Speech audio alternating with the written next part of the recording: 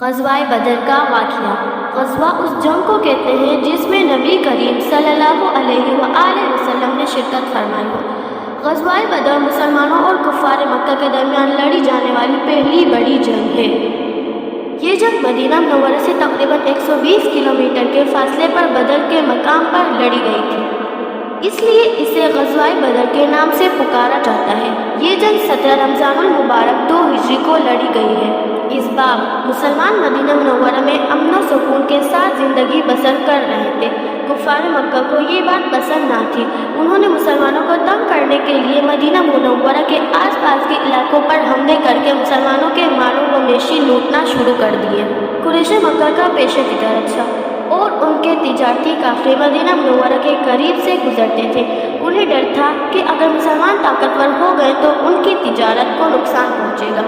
غزوہ بدر کی سب سے اہم وجہ قریش مکہ کا ایک تجارتی قافلہ تھا جو ابو سفیان کی سربراہی میں ملک شام سے واپس آ رہا تھا۔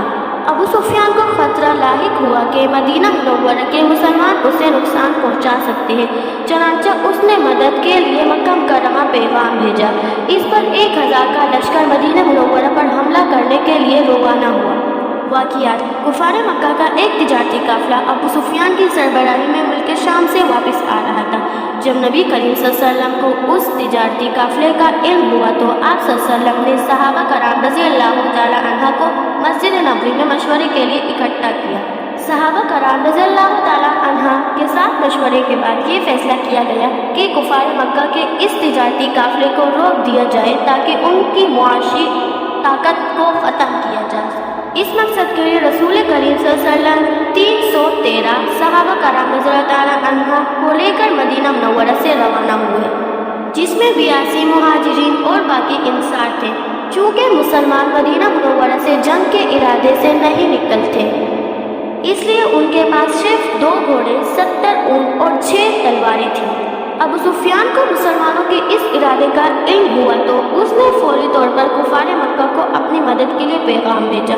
پیغام ملتے ہی مکہ مکرمہ سے 1000 افراد پر مشتمل لشکر ابو جہل کی قیادت میں مدینہ منورہ پر حملہ کرنے کے لیے روانہ ہوا۔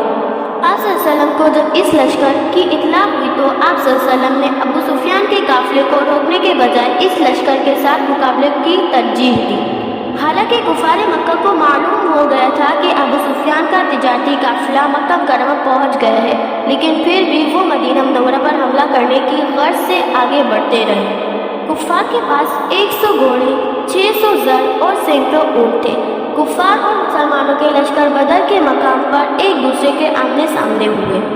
اسی رات اللہ تعالیٰ نے بارش برسائی جس سے مشرکین مکہ کی پیش قدمی رک گئی۔ نبی کریم صلی اللہ علیہ وسلم رات بھر اللہ تعالیٰ سے مسلمانوں کی کامیابی کی دعائیں مانگتے رہے۔ صبح ہوتے ہی نبی کریم صلی اللہ علیہ وسلم نے صحابہ کرام رضی اللہ تعالیٰ عنہ کی صفیں درست فرمائی۔ کفار کی جانب سے عتبہ، شیبہ اور ولید مسلمانوں سے مقابلے کے لیے نکلے۔ مسلمانوں کی طرف سے حضرت علی رضی اللہ تعالیٰ عنہ، حضرت حمزہ رضی اللہ تعالیٰ عنہ اور حضرت عبیدہ بن حارث رضی اللہ تعالیٰ ان مقابلے کے لیے نکلے اور جلد ہی انہوں نے ان تینوں کو قتل کر دیا۔ اس کے بعد عام جنگ شروع ہوئی۔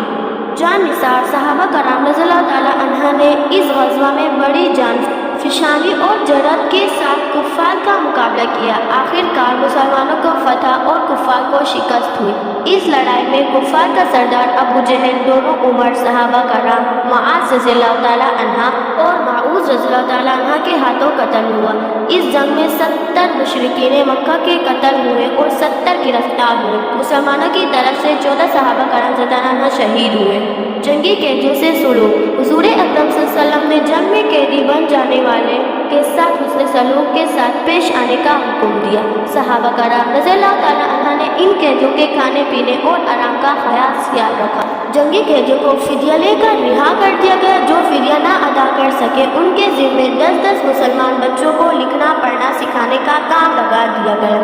اس کے بعد انہیں بھی رہا کر دیا گیا۔ غزوہ بدر کے نتائج: اس جنگ میں مسلمانوں کو واضح طور پر کامیابی حاصل ہوئی۔ کفار مکہ کا غرور خاک میں مل گیا۔ کفار مکہ کے بڑے بڑے سرداروں کے مارے جانے کے سبب ان کی افرادی قوت کمزور پڑ گئی۔ اللہ تعالیٰ کی مدد کو اپنی آنکھوں سے دیکھ کر مسلمانوں کے حوصلے مزید بلند ہو گئے اور کفار کے حصول خاک میں اس سبق سے ہمیں یہ پیغام ملتا ہے کہ ہمیں ہمیشہ اللہ تعالیٰ کی ذات پر بھروسہ رکھنا چاہیے۔ اللہ تعالیٰ کے دین کی اس خاطر ہر قسم کی قربانی پیش کرنے کے لیے ہمیں ہر وقت تیار رہنا چاہیے۔